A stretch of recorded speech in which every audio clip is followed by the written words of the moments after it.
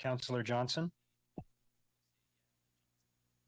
Thank you very much, Mr. Mayor. So I will also be voting against the project, and I listened very long and hard to everything that was being suggested, and it really helped for me to simplify my reasons. And so I just wanted to share those simple reasons. But I would also put forward that I'm treating this very much like how we treat budget directions, whereby, you know, we're proposed an envelope or proposed a project, and then the details come in further dates. I am prepared to see how Lansdowne evolves over time for all of those benefits and all of those safeguards that we have in place. And I would be prepared to vote in favor of other parts of the project as it evolves, as more information comes forward. But at this time, I do not believe I've been given the right info or the information I need to support. So very simply, you know, if you got your bingo cards out, I come from a nonprofit executive background. So I've just looked at this from some of my basic principles as a nonprofit executive. So some of my concerns have been, you know, that we're going to use unrestricted funds to put into a debt financing reserve. And when we do budget deliberations, we know full well that unrestricted funds are worth their weight in gold. We actually don't have a lot of movement within our budget, and by doing this debt servicing reserve, we're going to use some of those unrestricted funds, which therefore allows for fewer emergencies or fewer, you know, credit card transactions on that hotel room or motel room, pardon me, for families in those cases. And so I'm concerned about that.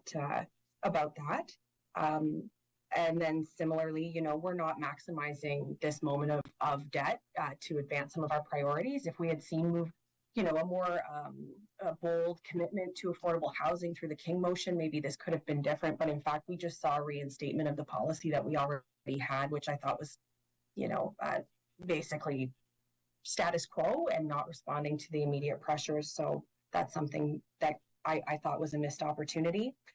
Sometimes some things can be, you know, the best deal provided, and you can still not be able to take advantage of them because the city is strapped.